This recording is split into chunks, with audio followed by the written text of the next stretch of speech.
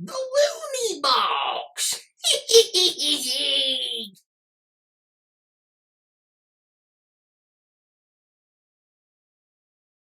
Welcome to the Looney Box once again.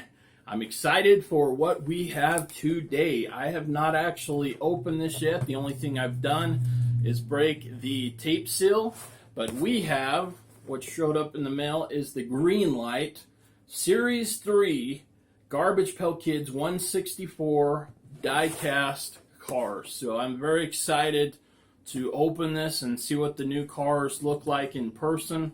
I've seen them online, they look pretty good. So let's go ahead and dig right into what we've got here. Right away, they seem to be packaged pretty much the same way as the other two series of cars. You've got all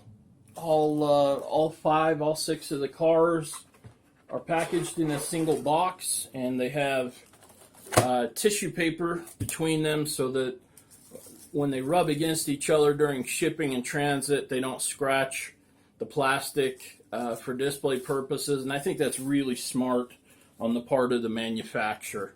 I've seen so many times over the years where boxes of cars show up fully sealed, and the cars themselves, the plastic is foggy and scratched because they've done so much rubbing and bruising against each other. So anyway, let's jump right into the first car we have here. This is a 1965 Volkswagen panel van, and it is for the car Mauled Paul. And that gives you an idea what this looks like. Very impressive. The paint job and detail on these things is very cool, and this is officially licensed by Volkswagen. Show that one more time.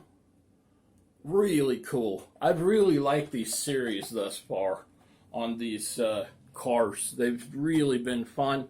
I think that they're very popular, and that's why we continue to get new series of them. Oh, this is the one I was waiting for. Believe it or not, this particular one is probably not the most valuable of the vehicles in real life, not really the most flamboyant, but it is my favorite for the little details it has. This is a 2015 Ram 1500, okay? And it has got card IG glue, and the neat thing about it is it has been turned into a snowplow. Wildly cool. Wildly cool. I think it's very creative, and that is probably one of my very favorite ones out of all three series so far.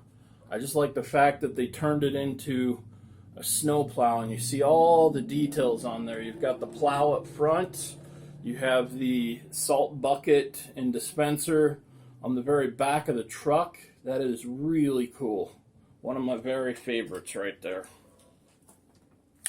Let's keep moving along and see what we've got. 1955 Chevy Nomad with Bruce Moose. Now this was a very iconic card to me. I believe this was Series 4.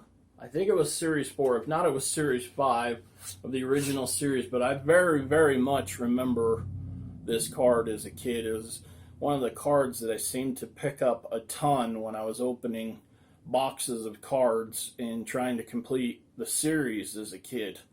But I love the orange paint scheme on this, on the card, and then on the car itself. And this little Nomad has a roof rack on top of it. It's so cool. So cool. This one is also probably one of my favorite top 3 or 4 of the entire 3 series so far. Just a really cool little car. I absolutely dig the rims on it. Dig the color of the paint. Just a really cool little car. Next we have the 1964 Volkswagen Samba bus. And this has got Surf's Up Chuck, the card. Love the colors on this. I can tell you that right now. The colors are absolutely fun. They match the card perfectly. This is just a wild little bus. This is just cool. Just really cool. I think they kind of outdid themselves on this particular Series 3 for the vehicles they picked and then the color schemes that they picked. They just did a really nice job. This one is also, because it's a Volkswagen product, it is also officially licensed, as you can see. Very cool. Very, very cool. Like, I'm digging that one too. All right, we move on to the 1962 Austin Mini Cooper S. And this has Traffic Lady Katie. Okay? Now, keep in mind, these are all 1/64 scale to give you some idea to compare what these cars look like size-wise in real life to the semi-truck. Look at the size difference of those, and you can understand why, if this little car was to get into an accident with the semi-truck, it is not going to be pretty. Look at that. It looks like a midget car, or it looks like a circus clown car when compared to the actual semi-truck of the same scale. Nonetheless, very fun. It's a little police car. They've done an outstanding job on the paint, as they always seem to do. Very, very small. This is the smallest one I can remember of all the series so far. But they've done a great job. Also looks terrific. Finally, we are down to the last one for Series 3. This is a 1966 Shelby GT 350. And this is Shattered Shelby. Has the same paint scheme as the Garbage Pail Kid card itself. They've done a fine job. Colors are very consistent with the card.